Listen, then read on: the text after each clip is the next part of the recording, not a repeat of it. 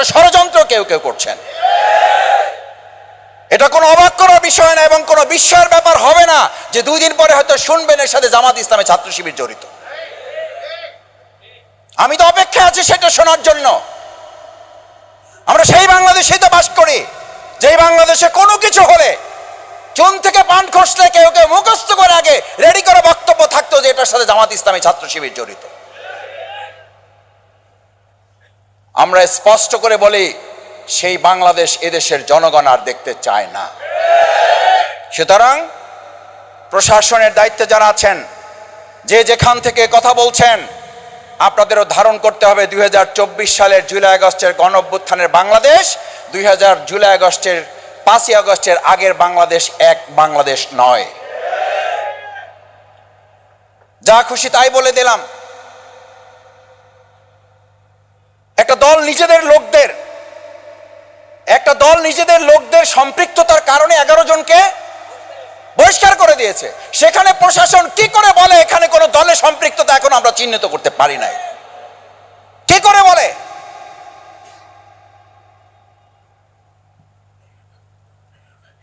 আমি এই কথা বলছি এই জন্য, এই সমস্ত বিষয় সামনে রেখে আমাদের 19 জুলাইয়ের প্রোগ্রামকে সফল করার জন্য আরো বেশি শক্ত এবং স্পষ্ট ভূমিকা আমাদের পালন করতে হবে। আমরা সেই প্রোগ্রামের মাধ্যমে বিচারের কথা আমিরে জামাত স্পষ্ট করে জাতির সামনে তুলে ধরবেন। বিচারের সংস্কৃতিহীনতা, যারা বিচার চান না, যারা বিচার নিয়ে নির্বাচন চান, যারা বিচার সংস্কার না চেয়ে নির্বাচন চান, তাদের তো সবচেয়ে বেশি উপলব্ধি হওয়ার কথা। আমি জানি না যে শেখ হাসিনার আমলেও আপনাদের 1 বছরে 200 খুন হয়েছে কিনা আপনাদের নেতাকর্মী, অথচ শেখ হাসিনা বিহীন বাংলাদেশে তো আপনাদের নিজেদের দ্বারা নিজেদের 200 লোককে আপনারা নিজেরা করে ফেলেছেন। তাহলে তো বিচারের জন্য আপনাদের বেশি প্রেশান হওয়ার কথা, সংস্কারের জন্য তো আপনাদের বেশি প্রেশান হওয়ার কথা। সম্মানিত ভাই এবং বন্ধুগণ, সেজন্য 7 দফা দাবির ভিত্তিতে সেদিন যে কর্মসূচি ঘোষণা করা হয়েছে, বাংলাদেশ জামাত ইসলামী সেদিন শুধুমাত্র 7 দফা দাবি ঘোষণা করবে জামাত ইসলামের পক্ষ থেকে না, এদেশের 18 কোটি মানুষের পক্ষ থেকে। সেই দাবি বাস্তবায়নে আমরা আপনারা এখানে যারা আছি, আমাদের উপস্থিতিটার মধ্য দিয়ে ডিপেন্ড করবে এই প্রোগ্রামটা কতখানি ঐতিহাসিকভাবে জাতির সামনে এটাকে আমরা উপস্থাপন করতে পারব। পঞ্চম যে কথাটি আমি বলতে চাই আপনাদের কাছে, সম্মানিত ভাইয়েরা, দেখেন আজকে আমরা একটা বাংলাদেশ পেয়েছি। এই বাংলাদেশের প্রেক্ষাপট 2024 জুলাই আগস্টের গণ অভ্যুত্থানে কোন বিশ্লেষক এমন বলেছেন যে ওই সময় জনগণ, ছাত্র এবং জনতার এমন ভূমিকা ছিল, এমন প্রত্যাশা ছিল, জামাত ইসলামী বা ইসলামী দলগুলো যদি চাইতো তাহলে সেই সময় ইসলামী রাষ্ট্র চাইলে তারা ঘোষণা দিয়ে দিতে পারত, চাইলে ইসলামী রাষ্ট্র ঘোষণা দিয়ে দিতে পারত। আর সেখানে তো আমরা আমাদের এটি মাযহাবের মুক্তির জন্য একটা মিছিল করি নাই। কেন করি নাই? আমরা চেয়েছি একটা স্থিতিশীলতা। কেন করি নাই? আমরা চেয়েছি অন্তর্বর্তীকালীন সরকার যথাযথভাবে দায়িত্ব পালন করুক। কেন করি নাই? আমরা চেয়েছি জনগণ দেখুক বাংলাদেশ জামাত ইসলামী ব্যক্তির চেয়ে দল, দলের চেয়ে দেশ। এই কথা বহু দল বলেন, অথচ তার বক্তব্যের সাথে তাদের নিজেদের কোনো সম্পর্ক নাই। তাদের উল্টে বলা উচিত, দলের চেয়ে দেশের চেয়ে দল বড়, দলের চেয়ে তাদের কাছে ব্যক্তি বড়। এই ব্যক্তি বড় বলেই তারা বলেন আমরা যত বড় দল তত অপকর্ম আমাদের বড়, কারণ তাদের কাছে দেশের চেয়ে দল বড়, দলের চেয়ে ব্যক্তি বড়। আমি এই কথা এই কারণে বলতে চাই না যে একটা দলকে পর্যালোচনা করা, সমালোচনা করার দায়িত্ব আমাদের। আমরা দায়িত্ব নিয়েছি এই কারণে, এই সতর্কতা আমাদের ব্যাপারে যদি থাকে আপনারা বলেন। কারণ আপনি সংস্কার কমিশনে শুধুমাত্র রাষ্ট্রীয় যে সংস্কার করলেন, ওই সংস্কার বাস্তবায়ন কি বাংলাদেশের বাইরের লোকেরা এসে করবে? এই সংস্কার কি ফেরেশতারা এসে সরাসরি এটা কার্যকর করবে? কারা করবে? এই রাজনৈতিক দলগুলোই করবে। তো সেই রাজনৈতিক দলের নেতা এবং কর্মীদের মধ্যে সংস্কার যদি না নিয়ে আসা যায়, তাহলে ওখানে আপনি হাজারো সংস্কার করে রাষ্ট্রের কোনো পরিবর্তন করতে পারবেন না। পারবেন না বলেই তো আজকে হতাশার কথা শোনা যায়। পারবেন না বলেই তো আজকে দুশ্চিন্তা, মানুষের আবার কপালে দুশ্চিন্তার ভাঁজ তৈরি হয়েছে। পারবেন না বলেই তো আজকে উপদেষ্টারা বলছেন আমরা হতাশ হয়ে যাচ্ছি, আমরা ভালো কিছু কাজ করতে চাই, ভালো মানুষ পাচ্ছি না। আমরা দুর্নীতিমুক্ত রাষ্ট্র করতে চাই, কিন্তু দুর্নীতিমুক্ত মানুষ আমরা পাচ্ছি না। আমাদের আলোকিত কিছু মানুষেরা নিজেদেরকে আলোকিত দাবি করে দেশ ছাড়া হচ্ছেন, দেশ থেকে আবার বিদায় নিয়ে চলে যাচ্ছেন। দেশে আসছিলাম, এই দেশ থাকার উপযুক্ত নয়। এবং অভ্যন্তরীণভাবে, এটা আপনাদেরকে আজকে বলছি, অভ্যন্তরীণভাবে আপনারাও খেয়াল করবেন, 2024-এর জুলাই আগস্টের 5ই আগস্টের পর দেশের বাইরে যারা দীর্ঘদিন অবস্থান করছিলেন তারা এবং তাদের সন্তানদেরকে নিয়ে এই নতুন একটা বাংলাদেশে এসে আবার তাদের জীবনযাপন করার সিদ্ধান্ত নিয়েছিলেন। তাদের মধ্যে আবার খেয়াল করবেন, এই আমাদের রাজনৈতিকভাবে যারা দেউলিয়া হয়ে পড়েছেন, রাজনৈতিকভাবে যারা সংস্কারে নিজেদেরকে মনোযোগ দিতে পারেন না, যারা বিচারকে প্রাধান্য দিতে পারেন না, যারা সংস্কারকে গুরুত্ব দিচ্ছেন না, যারা আমাদের এই রাজনৈতিক ঐক্যমতের ভিত্তিতে একটা রাষ্ট্র পরিচালিত হোক এই চিন্তায় যারা লালন করেন না, তাদের এই চরিত্র, তাদের আবার নতুন আর এক ফেসিবাদ দেখে আবার সেই সমস্ত দেশে ফিরে আসা মানুষদের মধ্যে অধিকাংশ আবার দেশ থেকে বাইরে চলে যাওয়ার চিন্তা করছে, মেসেজ দিচ্ছেন তারা। আমি জানি না আপনাদের কাছে এই মেসেজ আছে কিনা, আমি জানি না আপনাদের পর্যন্ত এই সংবাদ পৌঁছায় কিনা। যদি না পৌঁছায় থাকে তাহলে আপনারা জনগণের পালস বুলছে ব্যর্থ হয়েছে, জনগণের সাথে আপনাদের কানেক্টিভিটি নাই।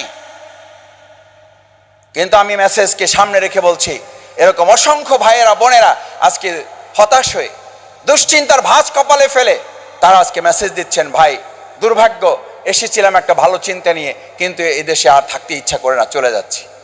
আমরা আমাদের 19 জুলাইয়ের সমাবেশের মাধ্যমে এই দুশ্চিন্তায় যাদের কপালে ভাঁজ পড়েছে তাদেরকে আমরা বলবো, রাত গভীর হয়েছে, অন্ধকার বেড়েছে, আলোর যাত্রা শুরু করে 19 জুলাই বাংলাদেশ জামাত ইসলামী মানুষের কাছে এক নতুন আলোর পৃথিবী আমরা তুলে ধরবো, যাতে করে যারা গিয়েছেন তারা আবার ফিরে আসবেন, শুধু না, যারা এখন আসতে পারেন নাই তারা আসার মতো একটা নতুন বাংলাদেশ দেখতে পায়। এই দায়িত্ব পালন করার জন্যই 19 জুলাই আমরা আপনারা যে যেখানে আছি, যেখান থেকে যারা পারছি, প্রত্যেকে সেদিনের কর্মকাণ্ডটা হবে আমার অফিস, আমার হাসপাতাল, আমার চাকরি, আমার ব্যবসা, আমার শিক্ষা প্রতিষ্ঠান, যেখানে যা আছে প্রত্যেকে আগের দিন থেকেই প্ল্যান করে ফেলতে হবে যে আমি আমার অফিসের 25 জন, আমি আমার শিক্ষা প্রতিষ্ঠানের 50 জন, আমি আমার হসপিটালের রিপ্লেসমেন্ট দিয়ে 50 জনকে, 100 জনকে আমি সেখানে হাজির করার জন্য আমার সাথে একজন মিছিল করে 50 জন, 60 জন, 70 জন, 150 জন, 100 জন নিয়ে মিছিল করে আপনি ইউনিট থেকে বের হয়ে আসবেন। আমাদের সর্বশেষ নির্দেশনা হচ্ছে, আমরা বলেছি যে আপনি ইউনিট থেকে আপনার মিছিল শুরু করবেন না, একজন ব্যক্তি থেকে ইউনিট মিছিলে নিয়ে আসবেন। একজন কর্মীকে আমরা 50 জন টার্গেট দিয়েছি।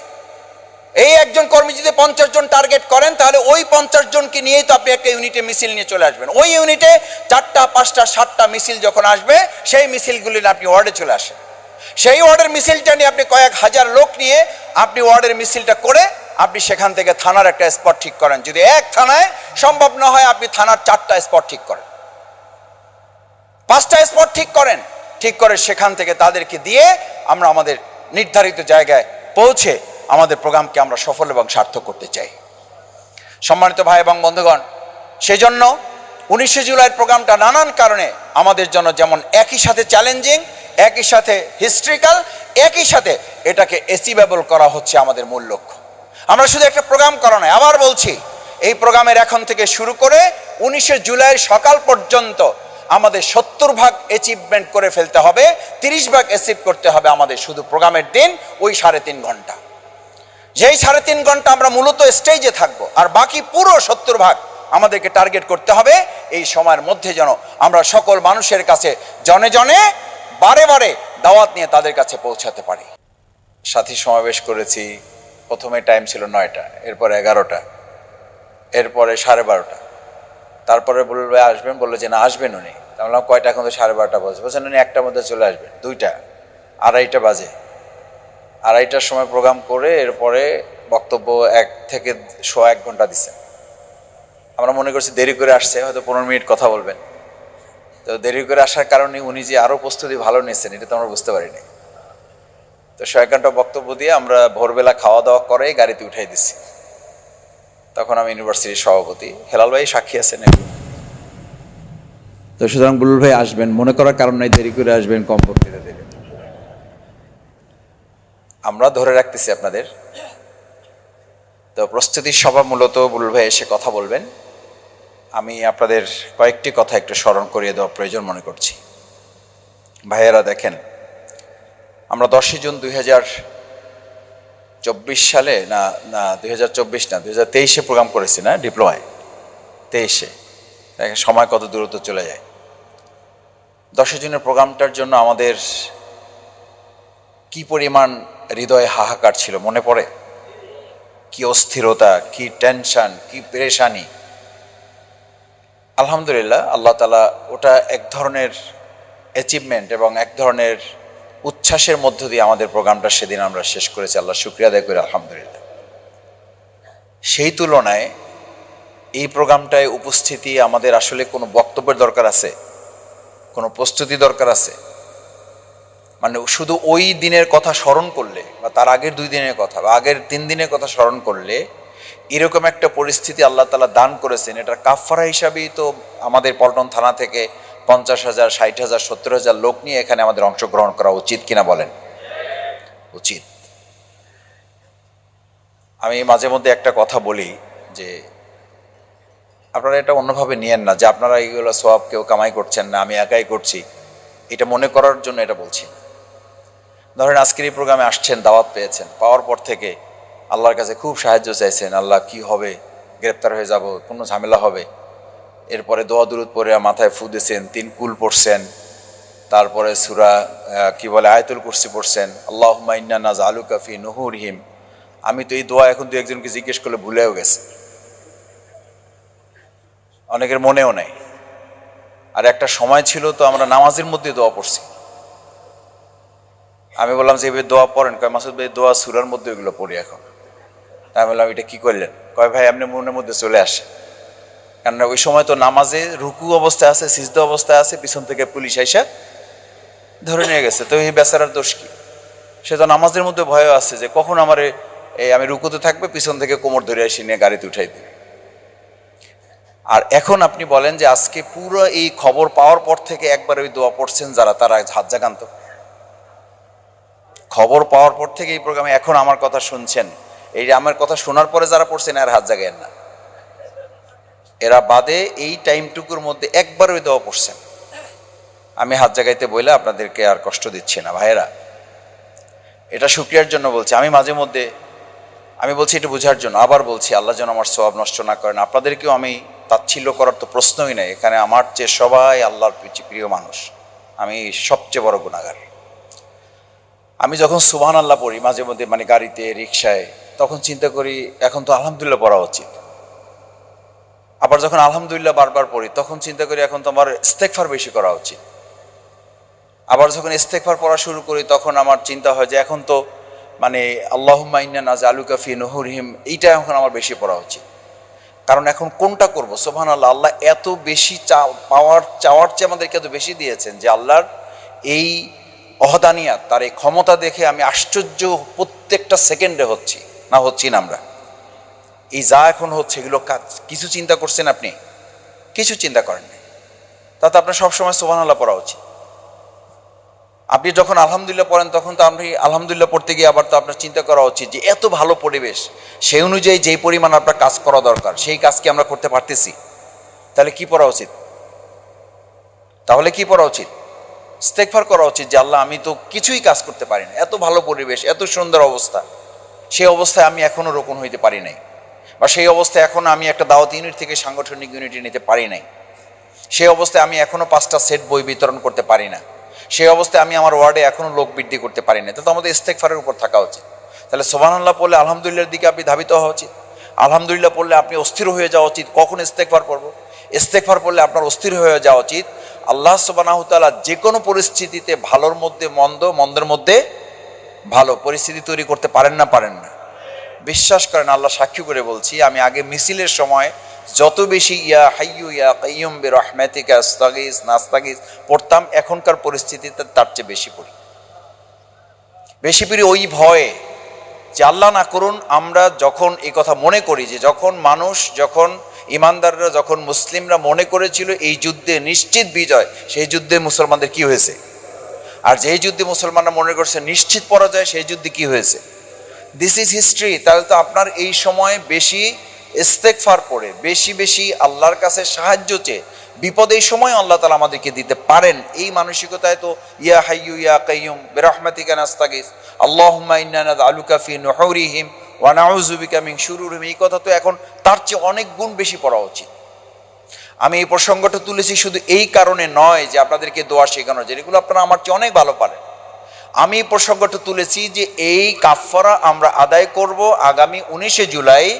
আল্লাহ তাআলা যে এত সুন্দর নিয়ামত দিয়েছেন, এটার হক আদায়ের জন্য আমরা হাজারো লোক উপস্থিত করে এটার কাফফারা আমরা আদায় করব পারবো ইনশাআল্লাহ। ইনশাআল্লাহ, এটা হলো প্রথম কথা। দ্বিতীয় কথা হচ্ছে, সম্মানিত ভাইয়েরা,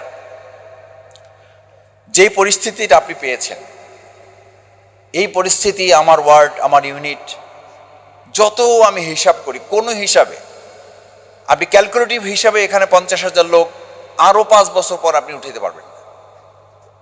এটা তো আমাকে বলে লাভ নেই, আমি তো পল্টনের একজন কর্মী ছিলাম, তো এখনো তো আপনাদের কর্মী আছে, এখন আপনাদের থানায় বসবাস করি, আবার এই থানায় সাংগঠনিকভাবে কর্মী হিসাবে এখানে জামাতির যোগ দেওয়ার পর এখান থেকে কাজ শুরু করেছি।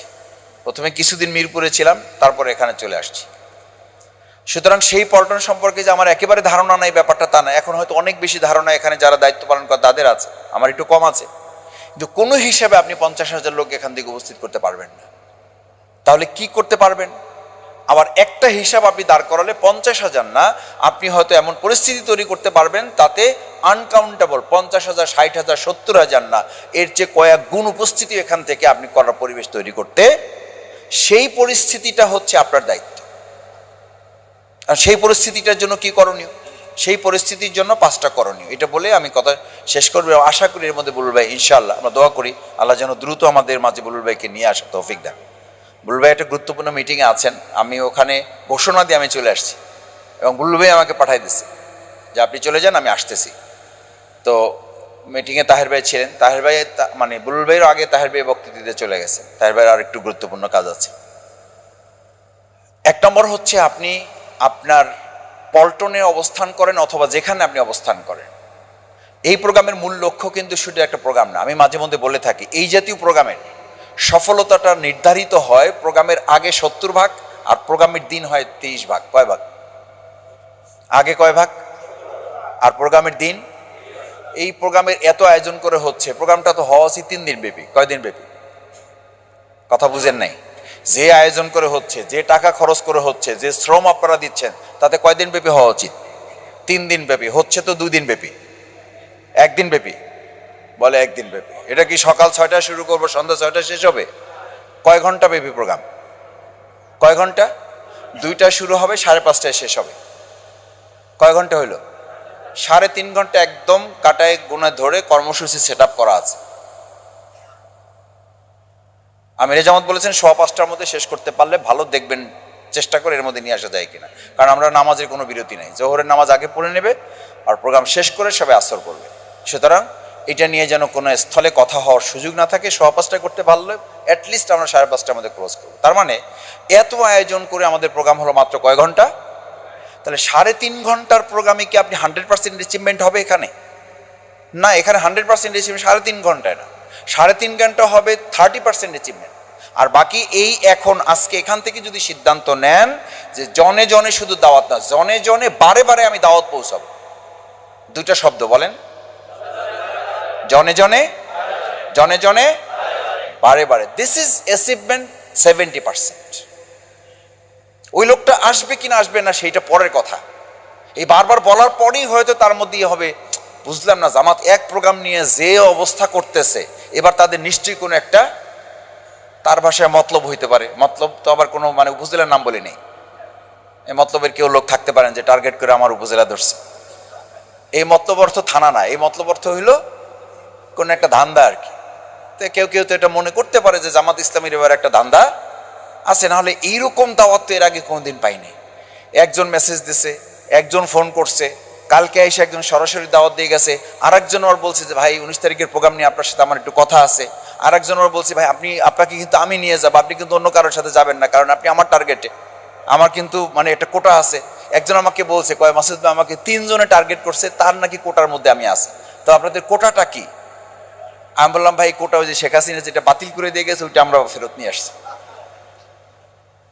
3 জন তার টার্গেট করছে, তার কোটার মধ্যে তারে রাখছে। এখন বলছে যে ভাই আমি ঠিক করতে পারতেছি না আমি কার সাথে যাব। তাই বললাম আল্লাহ ভরসা, একজনের সাথে গেলেই হবে, আপনি মূলত হাজির হইলেই হয়েছে। বললো যে আমি না গেলে কি ওই ভাইয়ের কোনো ক্ষতি হবে? আমি বললাম তা হবে। মানে উনি ভাবতেছি এমনভাবে ধরছে যে তার চাকরি চলে যাওয়ার মতো অবস্থা, মানে একেবারে যেটাকে আপনারা বলেন যে ছাই দিয়ে ধরার মতো আর কি। তো 3 দিনই বলে রাখছে তাকে। তা আমি বলছি যে জনে জনে বারে বারে এমনভাবে আপনি দাওয়াতি কাজ এখন মানুষের মধ্যে করা, যা এটার মধ্য দিয়ে আমাদের ইলেকশনের একটা ওয়ার্ক যেন আমরা, ভাই আমাদের প্রত্যেক কথার মধ্যে, প্রত্যেক কাজের মধ্যে, আমাকে অনেকে বলে মাসুদ আপনি যাই করেন যাই বলেন, আপনারা দেখি যাই করেন একটা কথা আপনারা সবসময় বলেন। আমি কি বলি? ওই যে ইসলামের বিজয়, দিনের বিজয়। আমি বললাম ভাই আমাদের ওইটুকুই আমাদের পুঁজি, আমাদের পুঁজি ওইটুকু, আমাদেরকে আল্লাহ পাঠাইছি তো ওটার জন্য। আমরা এইটুকু বুঝার চেষ্টা করছি। এই বুঝটা নিশ্চয়ই আমাদের ব্যক্তি কোনো বাপদাদার কাছ থেকে শোনা না, এটা কোথা থেকে? মহাগ্রন্থ আল কোরআন থেকে। তো এই বিজয়ের জন্য তো আগে বুলেটের যুদ্ধ ছিল, এখন ব্যালটের যুদ্ধ। সেই যুদ্ধটার বছরে এবছর, সেই সময়টা আমাদের সামনে।